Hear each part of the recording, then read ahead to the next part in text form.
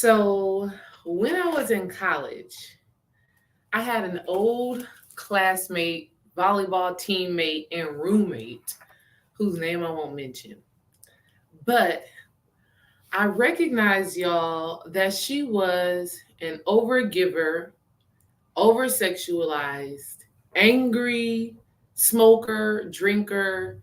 And at first, y'all, I used to, um, just wonder why she behaved this way. And then I realized that she had so much emotional damage. She had so much trauma that was unresolved. Okay.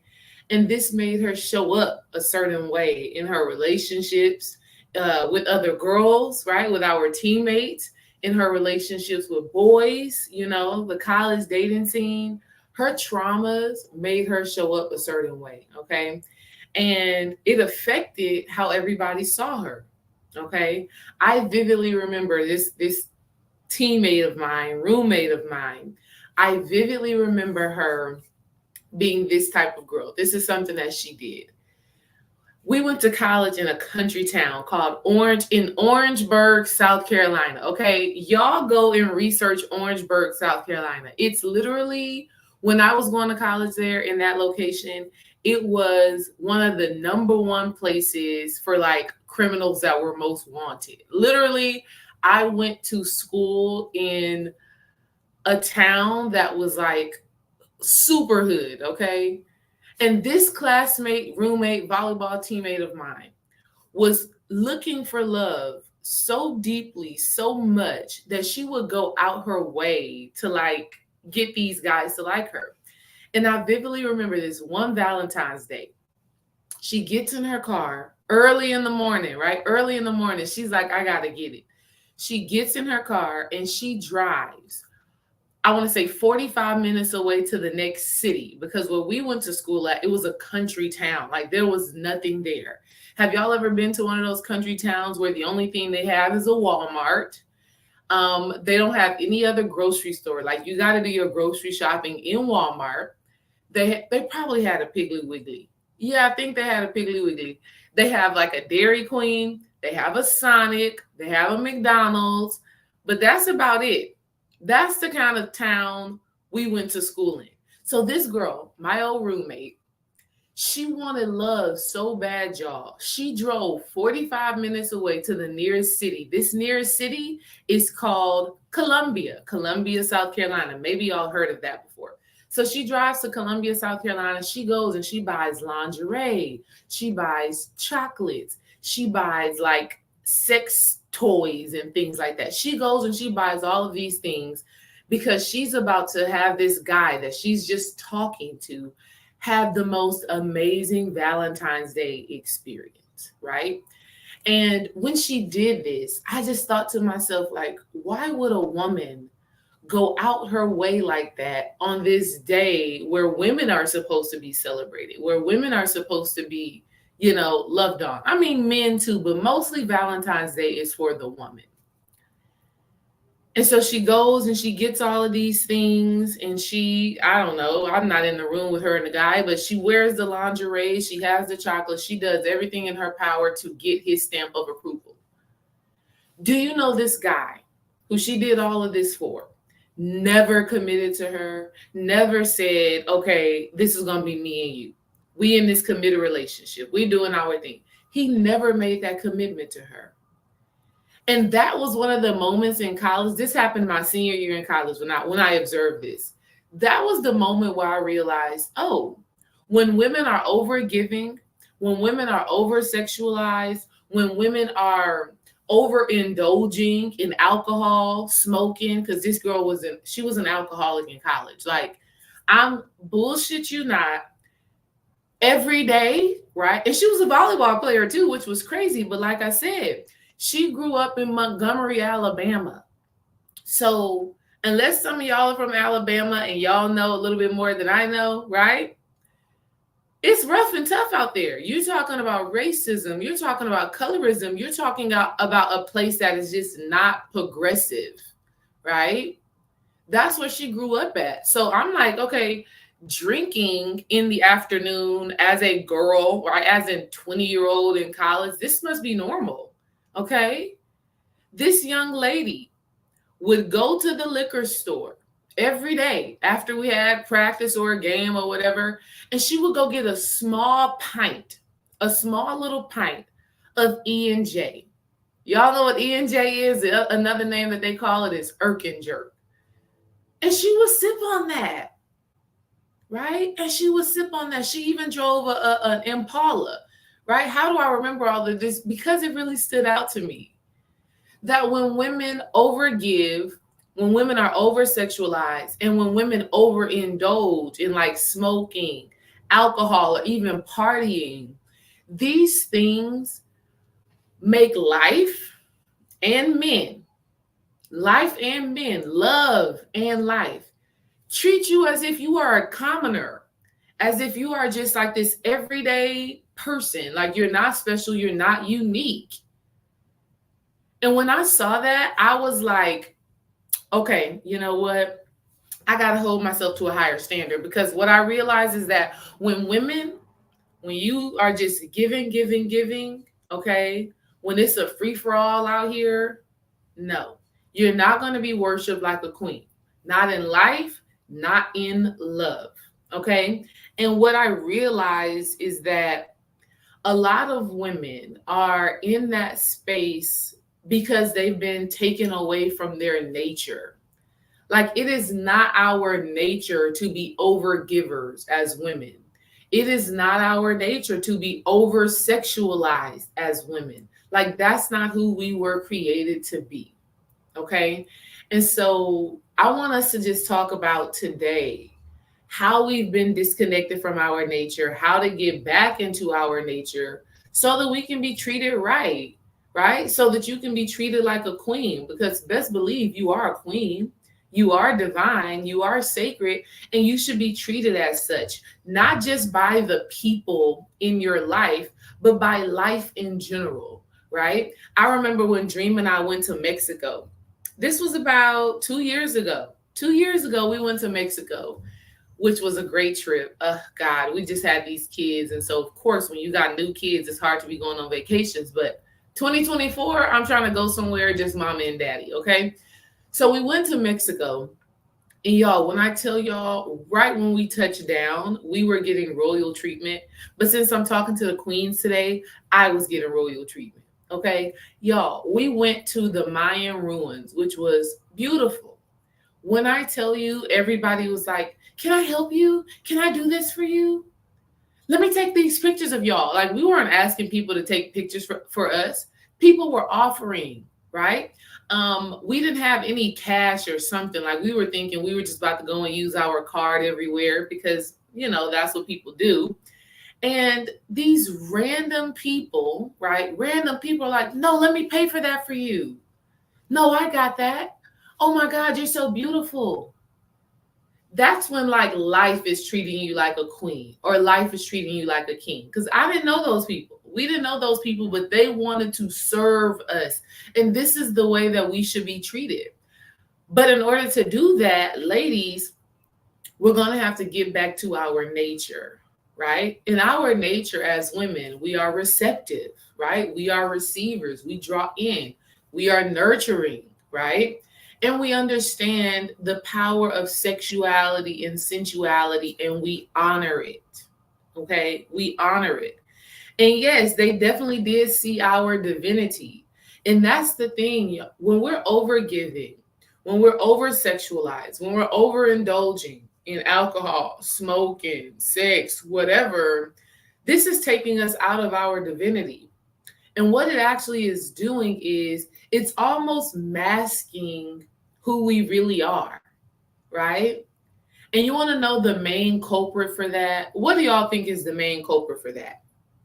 This illusion, this mask that is cast over us at some point in our lives, what do you think that thing is that causes that? What causes that to happen?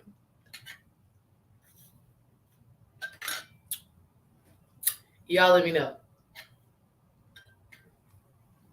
Y'all already know what it is. You already know what it is. Since y'all are being slow to answer, I'll let you know.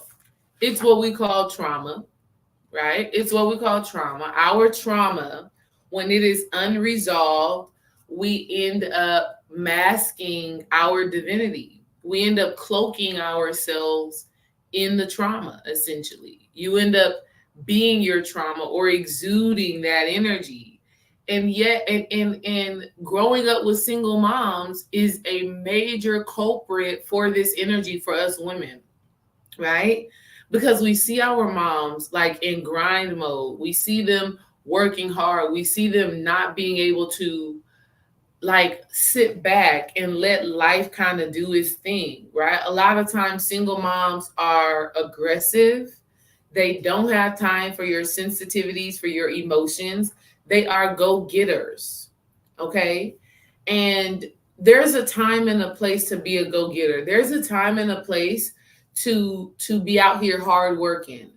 But what I'm recognizing for a lot of women, just like the girl I went to college with, is that you're overworking all the damn time. Like you don't know how to sit back and relax. And that is definitely a symptom of having a single mother, right? Because when you have a single mother, how can a mother really show up queenly when she's single, right? And that's not me taking away from anybody that's a single mother right now, because in fact, in order for you to truly manifest this queen treatment from life and this queen treatment in love, you're going to have to consciously tap into that queen energy right now in your singleness.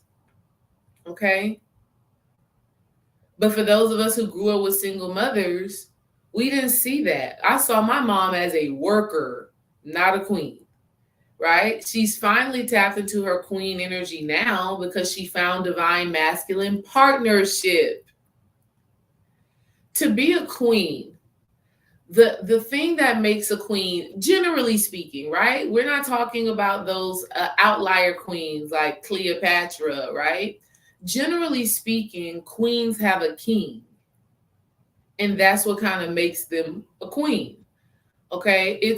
Queens is all about family. It's all about royalty. It's about legacy. It's about leadership. You know what I mean? And a lot of women are just not being treated like that by life and by love. You're being treated like a commoner, right? What do I mean by that? Y'all can let me know if y'all have had this experience. I know I've had this experience before in the past where I'll be talking to somebody and I just feel like I'm not special. You know, when you are a queen, you are treated with a certain level of care, with a certain level of love, with a certain level of intention. When you're like a regular person, a commoner person, you don't feel like you are special. You don't feel like you are truly being loved and truly being nurtured. You feel like the next person, right? Did y'all see the girl? Rick Ross is dating this new girl. Her name is something Mackey. And somebody had asked her a question on an interview. Somebody was like, what makes you feel like you're the one for Rick Ross? What makes you feel like this is it? You're his wife. He's locking you down, right?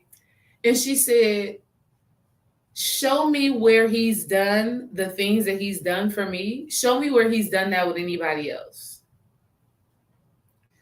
She literally said, show me where he is outwardly expressing his love in real life and in these social media streets. Show me where he's done that with Pretty V. Show me where he's done that with Lyra Galore. So she's just, basically affirming that he is treating her like his queen because he is doing things differently with her than he has done in his past.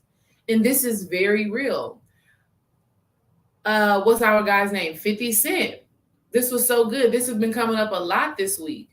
Mary J. Blige asked 50 Cent, she said, how do you know when you're in love? He said, I know I'm in love when I want to make this woman happy.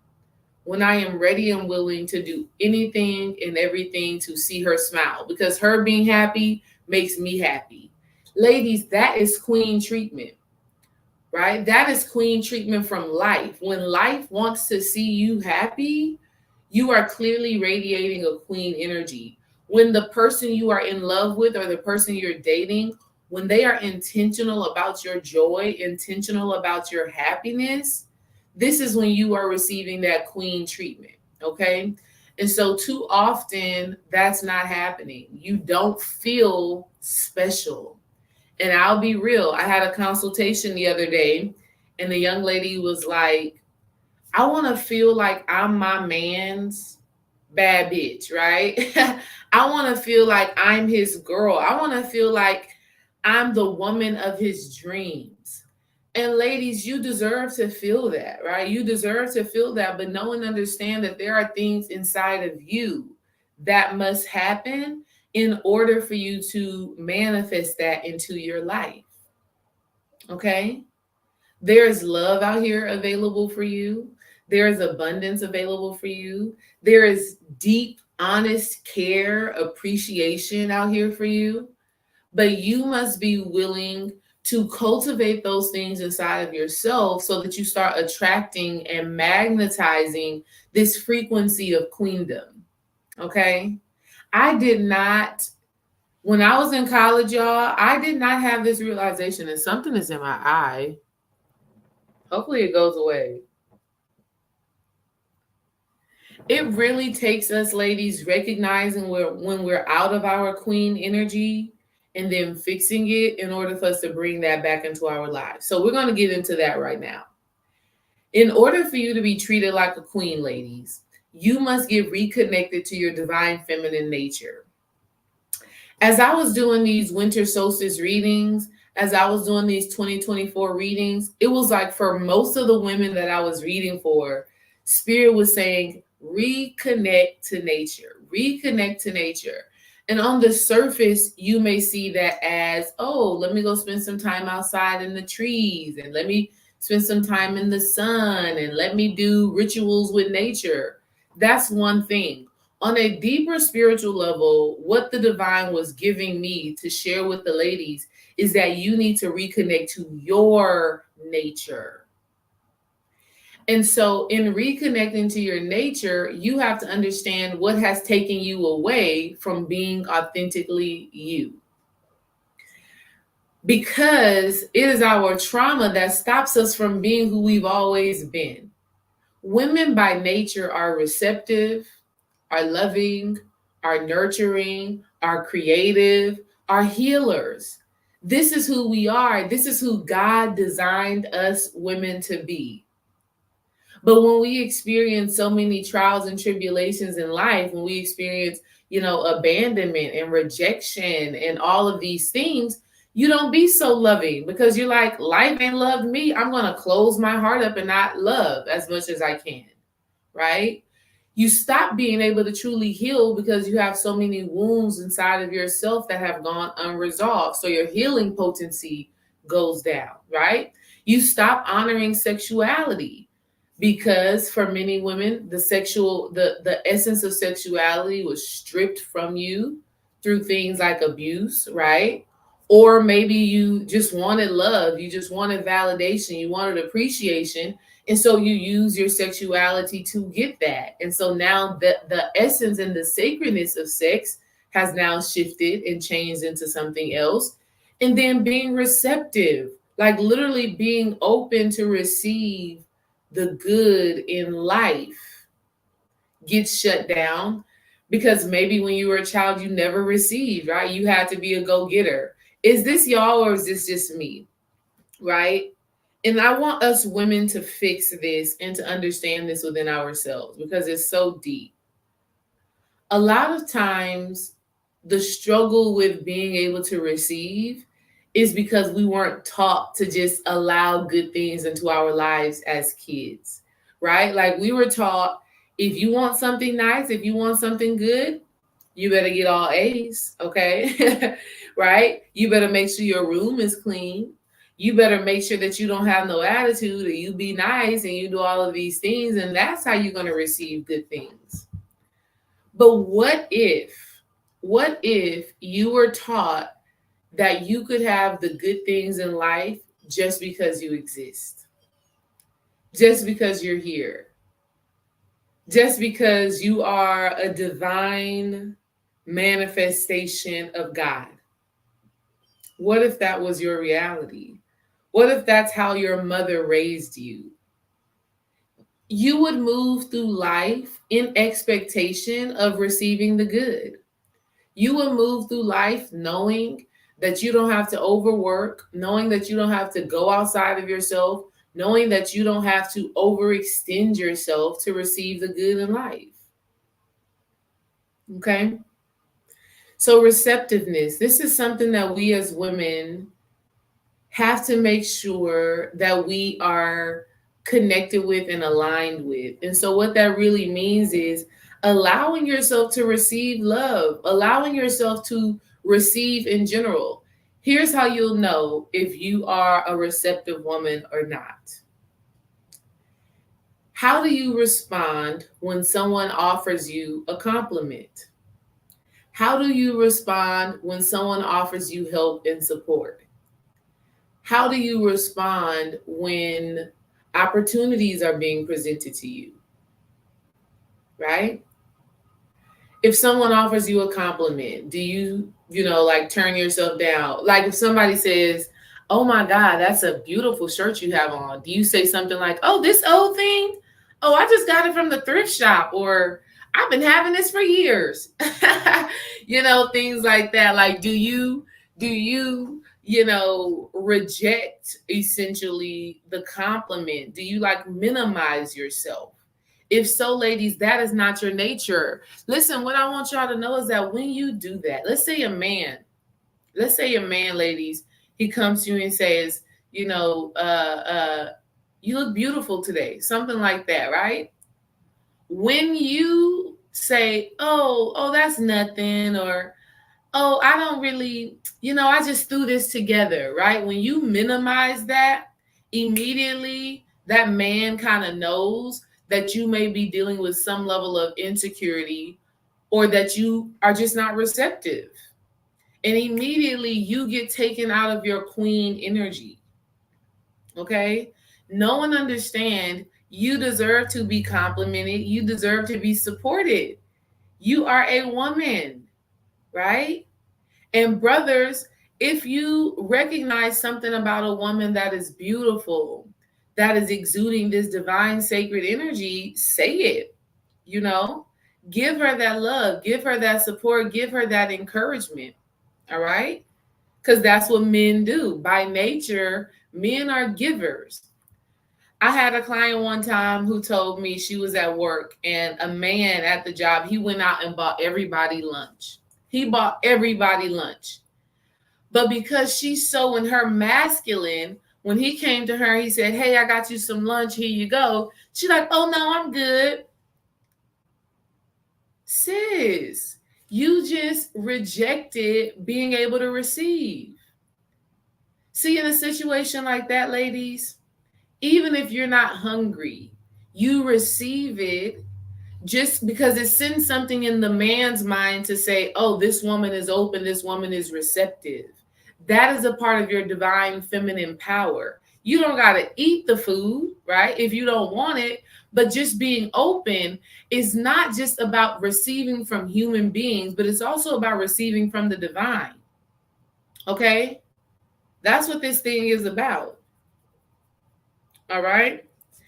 So a lot of women are resonating from this place of believing that you have to do something to receive a man's love, and you don't.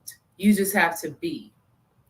One of the things that I feel truly aligned Dream and I to be together was when we first started talking. Y'all know this, kind of know the story. If you don't, I'll share really quickly. We were friends for 4 years before we became something more. 4 years straight, wasn't anything like that, platonic friends, right?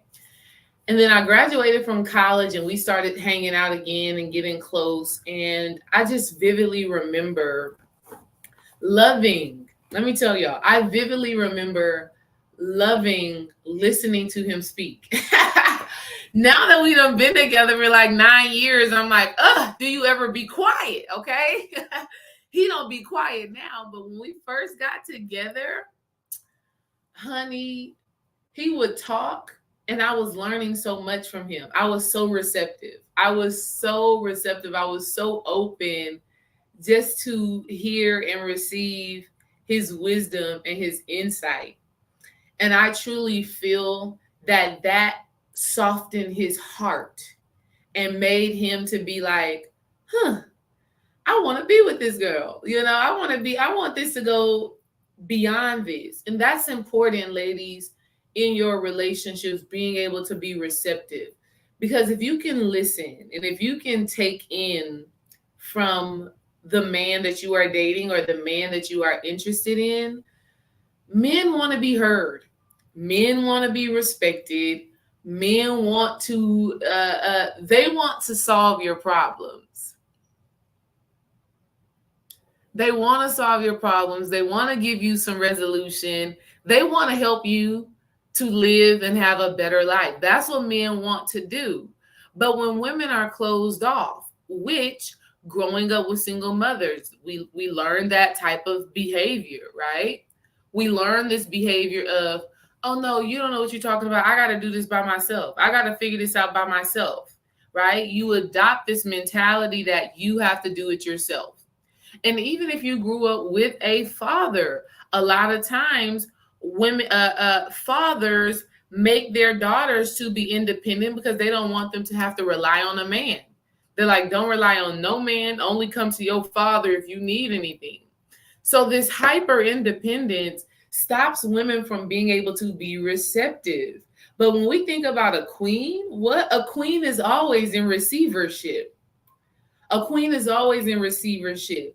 If you look at any queen, whether you look at this on a movie, you look at this in life in general, she's going to have maids. She's going to have chefs. She's going to have, a stylist or somebody that tends to her wardrobe. She's going to have somebody that does everything for her, even though she is very much so capable. Okay? So as ladies, you have to learn to sit back, receive, and allow. And even if you're single right now, even if you're not in a relationship, you have to practice receptiveness in your everyday life. So when you go to Chick-fil-A and they say thank you, and you say thank you, and they say my pleasure, really receive that it is their pleasure to serve you. Okay? This is queen energy. You will be treated like a queen if you could allow yourself to receive the good in life that is available to you. But you can be on the opposite side of receivership and be overgiving, thinking that the more you give, the greater the possibility that you're going to find love. That's not how it works. In fact, the more you give, the more a person is thinking, I wonder why she's doing the most. Is she doing the most because she got something to hide? Why is she doing the most? Is she trying to manipulate me by doing the most? Let me tell you, I've seen that before. I've seen women, I know them personally, that will do the most. That's like, you don't got to work, baby. Just stay here. Literally, I know this from experience. It actually happened with my brother, right? When he first got with his wife, they were dating. He had just came back from overseas playing basketball. Played basketball in somewhere in Europe. I don't know. But when he came home, he couldn't just immediately find a job. I mean, he just came back, so it takes some time to find a job, right? Dreamwise and I are telling him, go to mama's house, get on your feet, find your job, do that. That's what Dream and I are telling him to do. He decides that he is going to allow this woman to manipulate him, okay? She tells him, You don't got to worry about working. I'll take care of everything for now. Figure it out. She cooking him dinner. She getting up and going to work every day as a school teacher. So, she was probably stressed the hell out. And he's kind of just kicking back, relaxing. Okay. That has an imprint on his mind because now he's thinking he's the king. He can just kick his feet up. He don't got to do nothing. Well, after he proposed to her, well, he didn't propose. After they went to the courthouse and got married, all that overgiving she was doing stopped. Why? Because she got the man. So in that very essence, she was overgiving a conscious man, a man that is aware, a man that has a higher level of understanding. He's going to know when you as a woman are doing the most so that he locks you down. And that's not what you want to do, because at the end of the day, ladies, you cannot sustain that because that's not your energy. All right? That's not divine feminine energy. In your receiving, you are giving. Okay? In me receiving dreams, knowledge, wisdom, and information, I am giving him something. He's feeling more empowered. He's feeling like he's the man because he is. Do we understand? So receptiveness is important, all right? Let's answer this question real quick. How do you break out of the friend zone? That's the question I was just asked. And while you're friends, does it matter if you don't talk to each other every day? And while you're friends, friends are not expected to talk to each other every day. When Dream and I were just friends, I did not expect to hear from him every day. Once we started dating and we started to become more into each other, more serious, then it wasn't even an expectation, but I would say I would be excited to hear from him daily. Okay. How do you break out of the friend zone? Well, one, you have to know that whoever you're the friends with, you have to know that they desire what you desire. You don't want to make that assumption. Okay. You don't want to make that assumption. And so certain conversations need to be had. Because you may be in your mind thinking that you want something more with this person, but in their mind, they're like, no, that's just my friend. Dream Wise would say, because we've talked about this in the book club, when you are in friendship with a woman, right? And I'm assuming that this is a guy asking this question, okay? When you are is this a guy or a girl? I don't even know. In personal training, I don't know. But when you are friends with a girl, you want to say little creative things that would let her know that you see her as more than just a friend. You can't just be all friendly, hunky-dory, and not kind of toe that line a little bit. Because sometimes we as women, we can be naive. We can have it in our mind, oh, that's just my friend. Oh, that's just my friend. Oh, that's just my friend. Unless you are intentional about dropping little nuggets in there that could hint towards something else. And then as you do that, the woman gets to choose if that's what she desires from you. And a woman who is self-aware, she will tell you, we're just friends, right? That's all we are. That's all we're going to be, right? So you cannot assume that somebody is thinking the same thing as you, because like Eileen says, she says, I've made an ass of myself so many times by assuming. Not anymore. Never assume. If you want something more with a person that you have been thinking is your friend, be emotionally mature enough to have a conversation. Be emotionally mature enough to talk about it. Understand, though, you run the risk of losing that friend.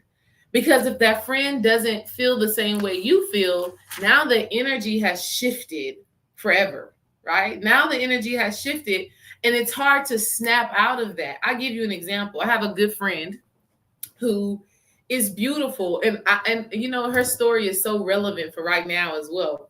I have a friend, she's beautiful. She's in her early 30s, smart, has a good paying job, no kids, in shape. She is what Kevin Samuels would call a high value woman.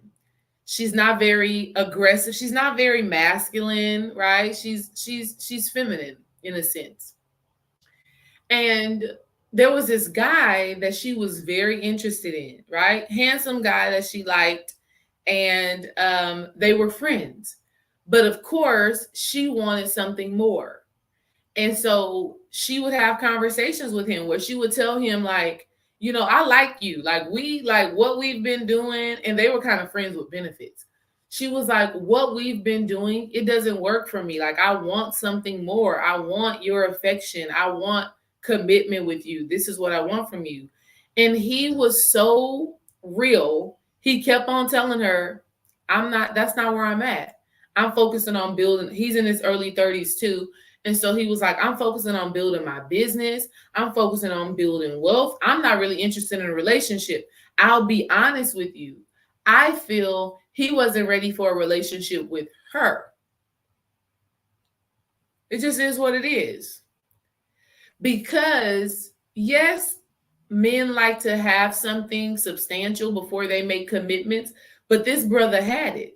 This brother had 2 businesses already. He was and it's so crazy. It's so crazy because they have been doing this dance with each other of, we're friends, but we go out on dates. We're friends, but sometimes we hop in the sack and we get it on sometimes, but we're friends.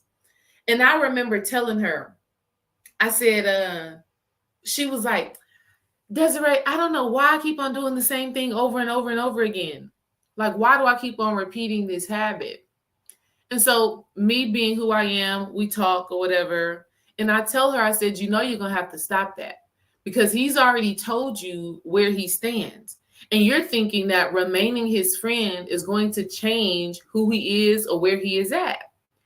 And she was like, yeah, I'm tired of stringing myself along. I mean, we had multiple conversations of her like tearing up and being like, why am I doing this to myself? So anyways, she finally, even though she still works with him, right? This was so crazy. He told her, I'm building my business. I really don't want a wife. I don't really want anything serious.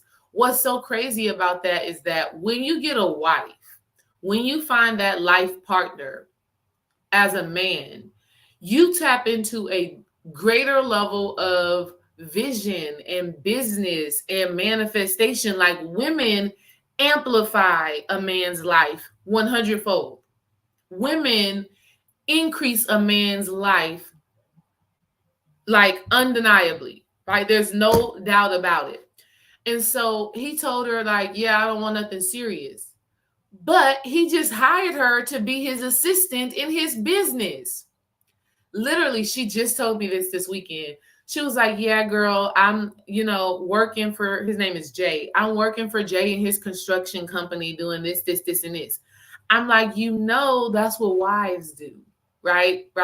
While he was talking about he didn't want something serious, to me, that was just extra validation that he didn't want that wife relationship with her, but he still wanted to use her for her intelligence, for her beauty, for all of those things like that.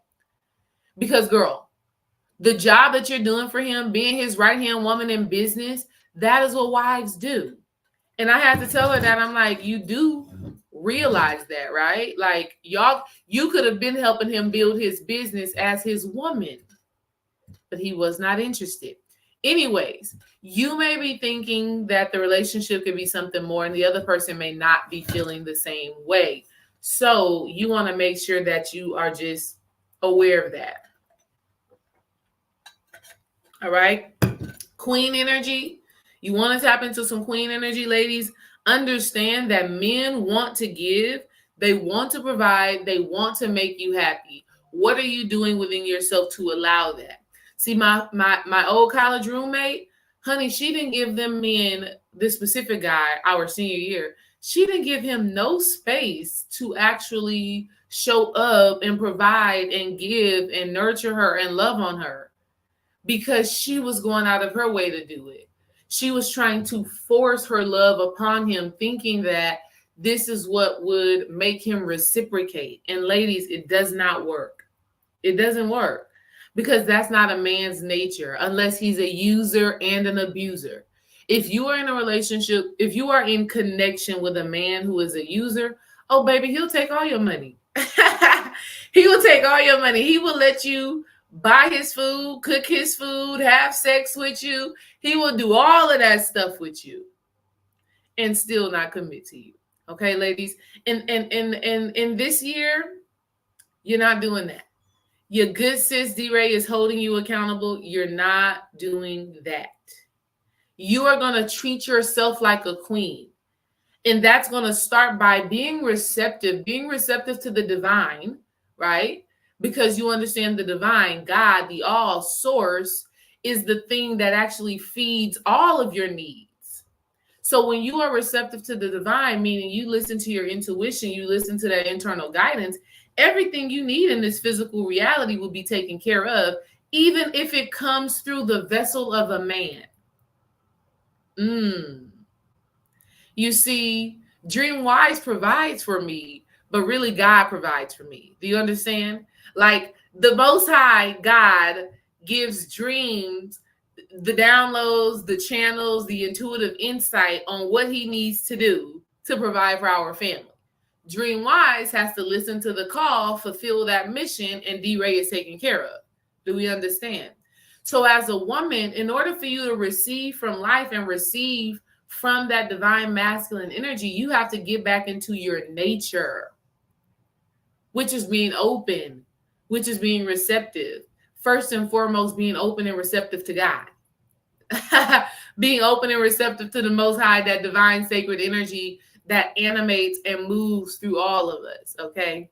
You see Dream Wise in the chat doing his thing. You know, the second thing that I want women to understand about their divine feminine energy that is blocking them from being treated like a queen is over-sexualization. You know, a queen knows that her sacred energy, she knows that her sacral chakra, she knows that her sexuality is potent and powerful. She knows that it is healing and transformative. She knows that when she allows a man into her sacred vessel, that she changes him for the better. She knows that, right? And because she knows that, she's very selective about who she is intimate with, right? She's very decisive about who she comes together with. And this is something that I plan on teaching my daughters, because I didn't learn this as a kid, as a young woman. I was only taught the lessons of, you know, sex leads to babies, right? And my mother never explicitly talked to me about the sacredness and the sanctity of sex. I mean, even in the church, you know, they say, thou shalt not have sex before marriage, but I mean, every other commandment is being broken, right? So what about this sex thing, right? We were never taught why it is so sacred. And now in my adult years, right? Now me being a fully mature adult, now I get it. I'm like, oh, the reason why I needed to keep my sexuality sacred is because as women, we are healers. We're always taking in information from the men that we are intimate with. That's just what our nature is. And if I would have understood the sacredness, honey, I would probably only have one lover only, right? Or you know what I mean? So this is something that you as a woman can relearn and implement now. You don't have to keep living. You don't have to say, oh, I've been having sex. I've been doing this. So why stop now? It's too late. No, it's not too late. You can always restore your sexual energy, right? In the book, Healing Love Through the Tao, I'm reading it right now because I'm studying Taoism. And Montauk Chia talks about that sexual energy can never run out. It just continuously replenishes itself. Replenish. What that says to me is that we can still use our sexual energy for healing and transformation. No matter what your past has been, you can decide to be conscious of it now. What we were talking about earlier in the book club was very important because, ladies, in order for you to be treated like a queen, you really have to radiate that energy. Do not let social media in modern society have you confused, because social media and modern society will have you thinking it's okay to be liberated in your sexuality. It's okay to just do whatever you want to do, girl. Live your life. I mean, there's a podcast out there called Horrible Decisions. Horrible Decision is spelled like horror. And they really talk about sexuality like I mean, God, I don't even know how they do it, right? And what I want you ladies to understand is that your sexual history is radiated in your being. How do we know this? Because each time you are intimate with a man or with a different man, you are taking in his information. This is changing your physiological language. This is changing your DNA. This has been scientifically proven. It changes your DNA. It changes your mind. It changes your feelings. It just changes your being. And so how you are showing up in life is not even your authentic self, is not even who you really are. So best believe the man that you want to be your king, he can see that and sense that energy on you. Okay? Think about that. Have y'all ever known a woman who was one way at first and then she gets into a certain relationship and her whole energy changes? Like she literally becomes something different? I'm going to tell you how that happens. A certain sexual partner has the ability to activate something inside of a woman. Oh my God, this is so good. I got to calm down because I be having these, Spirit is reminding me of a story right now, of one of my good friends' story. And I'll tell y'all, our relationship changed. Man, it's 2023. Our relationship changed 13 years ago. 13 years ago, our relationship changed. 2010. Okay. One of my good friends who I just have to love from a distance now, she was voted most likely to succeed. Literally voted most likely to succeed while we were in high school, because she was just so wise at a young age. She was so wise. She's a Pisces, so she's super intuitive. And she was always just so mature. She was well beyond her years. And while we were in high school, this looked like a positive thing. And it was. Me and her both were my entire friend group was mature, except for like one or two of us. But the rest of us, we all kind of had a mind, which a lot of us women, we tend to be. And so she had a boyfriend, though, in high school. They were high school boyfriend and girlfriend the entire time we were in high school. Or for the majority of the time when we were in high school. But the year we graduated, something shifted in their relationship. And what I feel truly happened is that he activated addiction inside of her. Her mother was addicted to crack cocaine. She did not know her father. And so she had a wound inside of her where she needed love, she needed validation, she needed acceptance. But for the entire time that I've known her, and I've known her since we were in elementary school, we were friends since elementary. Some way, somehow, she was able to just beat the odds of being the kid of a crackhead, if I'm being all the way real, and not knowing her father. And on top of that, experiencing sexual abuse, right? Because her mom was on crack. So many different men in and out of the house. She has certain experiences. And so some way, somehow, our senior year, right after we graduated, her relationship with this high school sweetheart activated that addiction gene inside of her. It activated some of those wounds that she had always had, but they were dormant. And after that, she has never been the same. I remember it was Christmas time. I was in college. I received a phone call from my ex-high school boyfriend, my high school ex-boyfriend, right? He calls me. I'm in college. I'm laying on the bed. And he says, man, I don't want to say her name. He says, man, so-and-so was in jail. What are you talking about? Not my friend. Not my friend that was voted most likely to succeed. Not my friend who I went to for advice, who I went to for encouragement.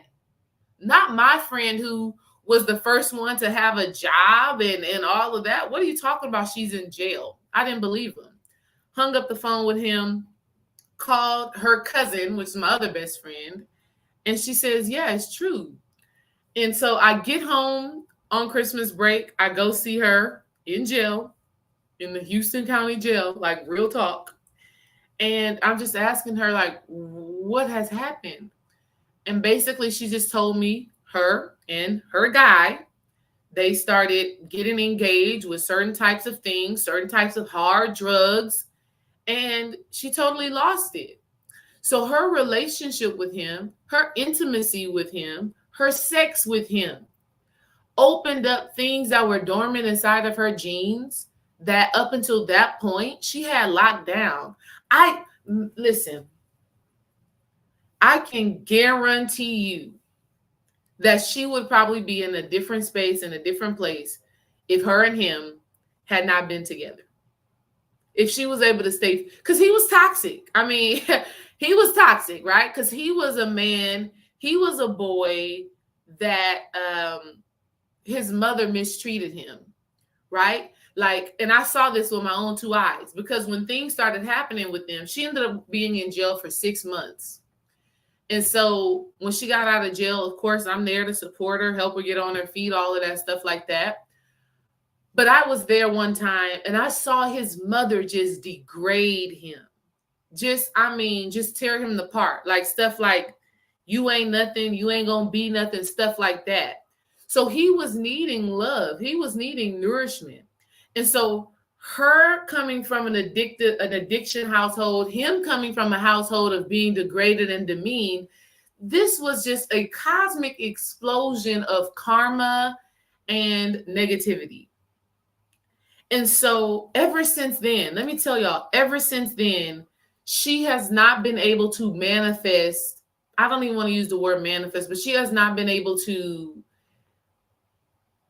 manifest is the best word. She has not been able to manifest healthy partnership because the trauma that she experienced with him, she wears it in her aura. She wears it in her energy.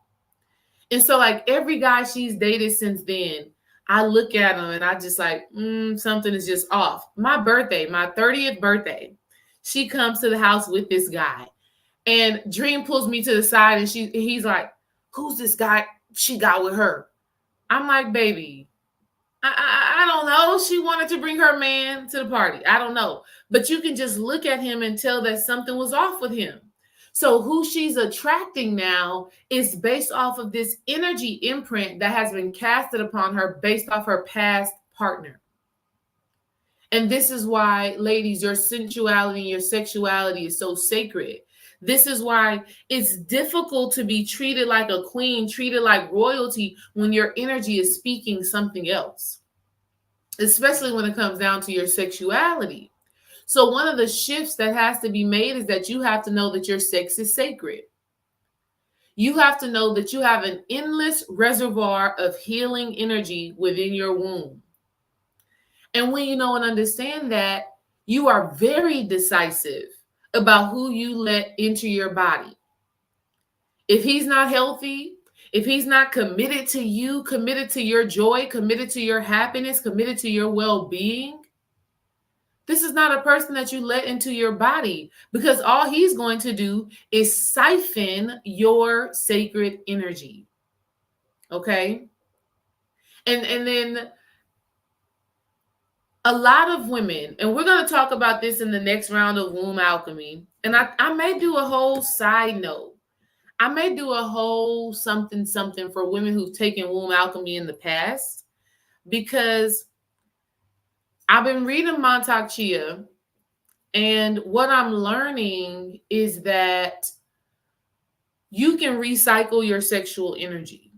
You can literally do certain spiritual practices that will help you to increase your potency.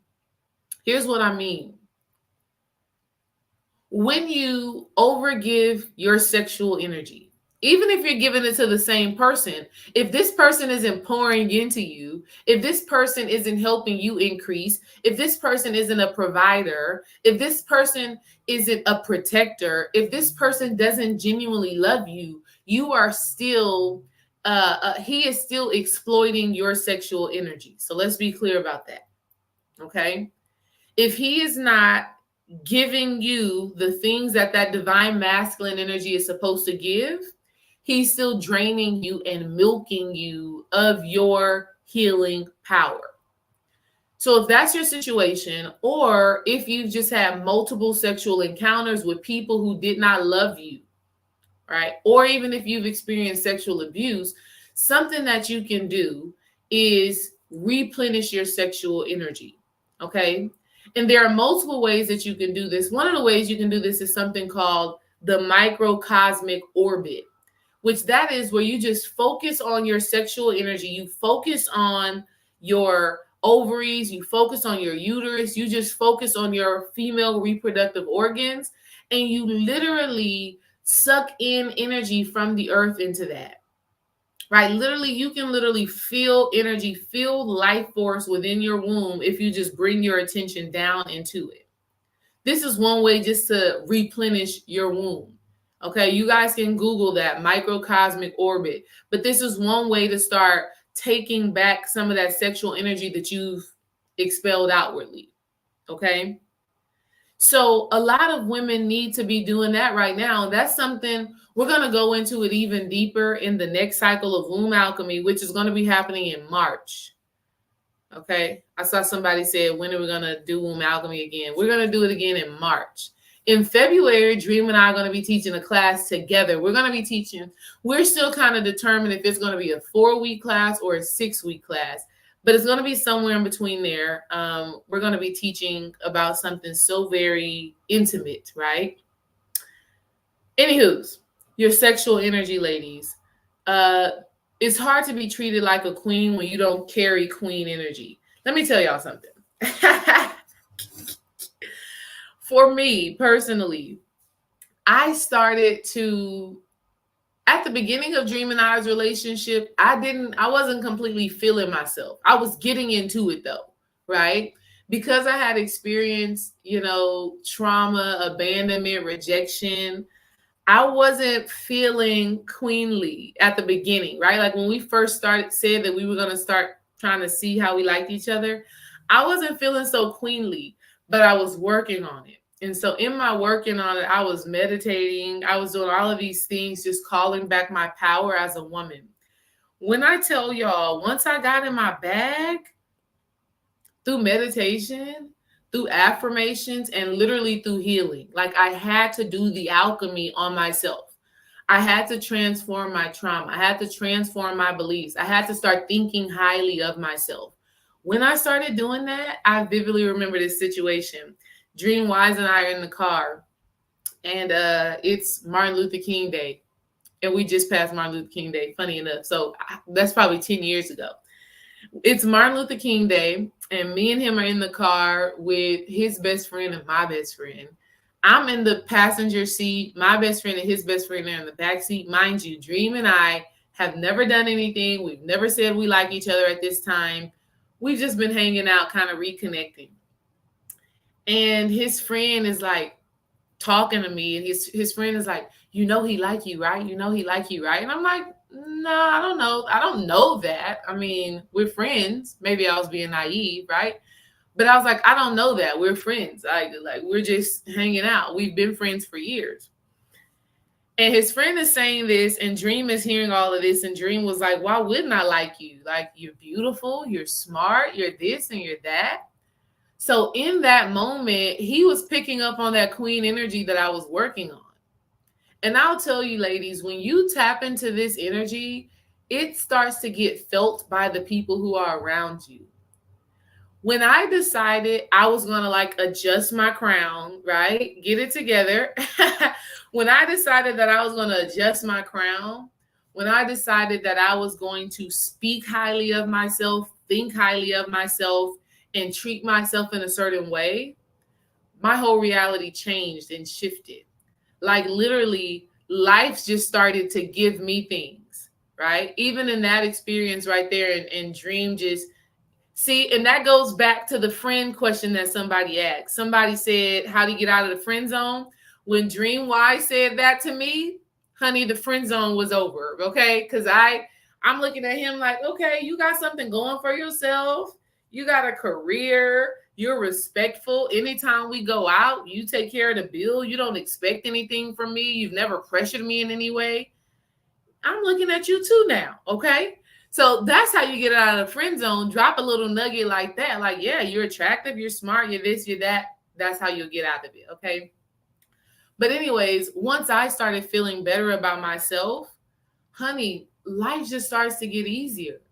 People want, listen, ladies, you are meant to be served in a divine, sacred way. I don't care what nobody tells you. I don't care what nobody tells you. I don't care what your past has been. Today, now, you get to choose to be a queen. And if you choose that, life will start to conform to that belief. But you got to be receptive. You have to own your sexuality. Okay? Dream Wise, I'm player. Yeah, that's why I need you to chill out a little bit. Don't be too player, okay? Don't be too player on these YouTube streets, okay? Cut it out. Cut it out. Because, you know,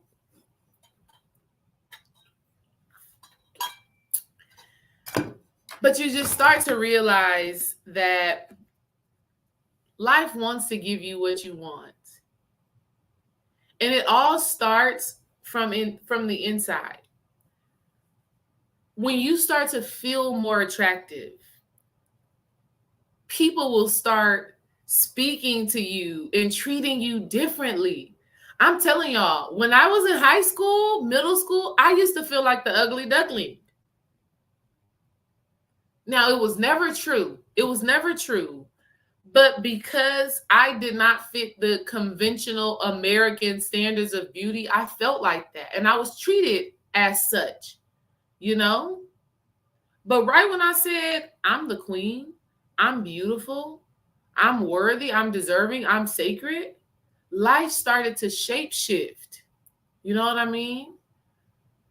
I give you an example. My mother never told me I was beautiful when I was in school, when I was younger, which as a mother, that is your responsibility. And I would say as a mother and a father, it is your responsibility to encourage and uplift your children. My mother never did that for me. She never just explicitly told me, Desiree, you're beautiful. You're worthy. You're deserving. You know, she just never did that. And I think it's because I look like my father. That's a whole nother side note for single mothers. Because she was a single mother and there was anger, frustration, and resentment that she had towards my father, and I looked like my father, she never explicitly told me I was beautiful. So, of course, I grew up questioning my beauty, you know, and kind of like playing small, not wanting to be seen, things like that, because my own mother did not let me know. My own father did not let me know. They were unconscious, you know what I mean? But right when I started to tell myself that I'm that girl, I started to receive that. My own mother, even now, she still doesn't say it explicitly. I don't know what that is about her. I don't know why she can't just say, girl, you look good. Because I do it to her. I did it to her this morning. This morning, I called my mother on FaceTime. Because she wanted me to do her hair. And she called me too late. I was like, Ma, I can't do it. It's too late. So she ended up doing her own hair, flat ironing it.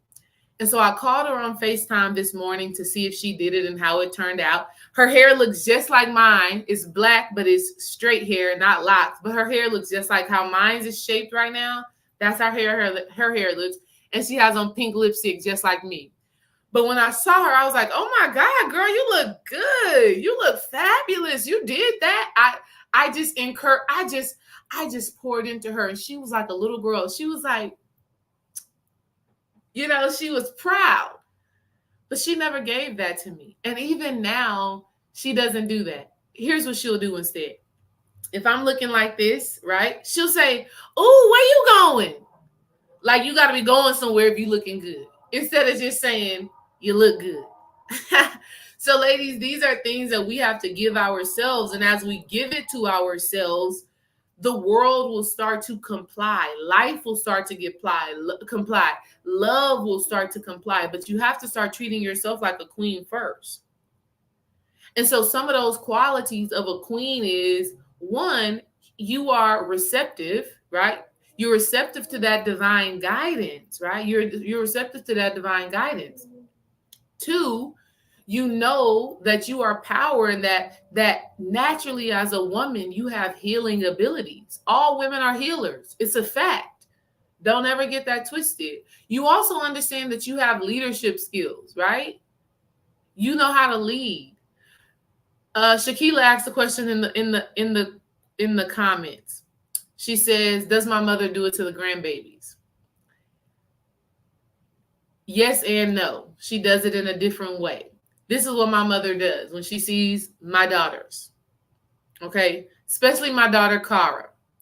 Our daughter, Cara, She tells Cara, "Oh, girl, I'm going to have to watch you because they're going to be jealous of you at school. Girl, your hair, you so beautiful. Those big, beautiful eyes. Oh, they're going to be jealous at school." So that's how she does it with her. And so it's when a woman hasn't been taught how to be queenly, how to nurture and love. And this is why I'm talking to y'all about it. Exactly what Shamika said. If she was never poured into and taught how to do that, how can she do it and give it to me? And this is why I don't have no type of hard feelings towards my mom, like, at all. Like, I'm like, so when she said to me, "Where you going?" I know she just means I look good, right? I know that's what she means. And I receive that and I take that into my heart. When she tells me this, because she never used to tell me this until now. "Oh, you look just like me." When she says that to me, I know in her mind what she is saying is that I'm looking beautiful. And I just receive that because that's what she is able to give. Okay? But then I take mental note of that and then I say, okay, how can I make this better? How can I expand on this? And so what I do, I tell her just straight up explicitly, "Girl, you look good." I told her that this morning. She was blushing so hard. She was like a little girl, right? I'm the mama, she's the daughter. But also with our daughters, I tell them, and our sons, I explicitly, straight up tell them how beautiful they are, how wonderful they are, so that they can start tapping into their royalty and their regalness right now. And that's why I'm here to tell y'all, ladies and gentlemen, the few of you gentlemen who are on here, understand that you get to choose to be something different. You don't have to stay in the same situation. You can shift. Like our good teacher, what's his name? What's my guy's name? White guy. Joe Dispenza says this. He says, if you change your personality, you'll change your personal reality. And what I'm saying to you ladies is, you have to start treating yourself like a queen. Because I am a queen. Hey, I'm not the average girl from your video. Oh my God. And that's so important. Listen. Because I am a queen. You're the way you decide to queen, baby, you get to choose. You get to choose. Modern society got so many women confused. Okay, got so many women confused. I want you to know your body is perfect as it is. Your hair is perfect as it is. Now, you could always get better. I'm not telling you don't exercise, because best believe I exercise. I love it. I'm not telling you don't do your hair or don't wear makeup. be all natural and all of that. No, no, I like lipstick. I like eyelashes. I like getting my hair done. Like all of that. I'm going to do all of that. That's the type of queen I'm going to be. Now, if you want to be the queen of natural, and when I say natural, I'm not talking about natural hair, like wearing your natural curls. But if you want to be the queen of like bare face, no makeup, do that. If you want to be the queen that don't get all dressed up and is outside with your feet in the grass and whatever type of queen you want to be, sis, you can be that. And trust and believe there is a king who wants to align with that energy, okay? But modern society has a lot of women thinking that the only way to receive that good love, that good queenly divine love, is if you look a certain way. If you got a certain type of body, you have a certain type of hair, a certain type of skin tone. And that's just an illusion. You can queen the way you're meant to queen. That's all I'm doing. And let me tell y'all, I'm going to make a whole nother video. I'm going to make a whole nother video on how I actually manifested Dream Wise. Because I still be, like, damn, this man really loves me. You know what I mean? Like sometimes I still have to kind of like shake my head up and really like realize what is in front of me and what I'm actually receiving. Because when we've been neglected of that sacred love and that sacrifice, right? When our fathers, like my father didn't go above and beyond to make sure I was happy. He didn't do it, right? He was, for lack of better words, selfish. He was in his own world, so he didn't go above and beyond to see me happy. If he did, he would have came and picked me up, okay? But he didn't. So fortunately, I've been able to manifest that through my healing work. And so I want to let you ladies know that you too can have that. You absolutely can, okay? Do we have any questions before I get off of here about this queen energy? Make sure y'all join us on Friday, Dream and I, when we be going live. Make sure y'all tap in. What else? Yeah, Womb Alchemy is going to be back in March. That's the plan, to do Womb Alchemy in March. Looking forward to seeing y'all. We're going to do it for the spring.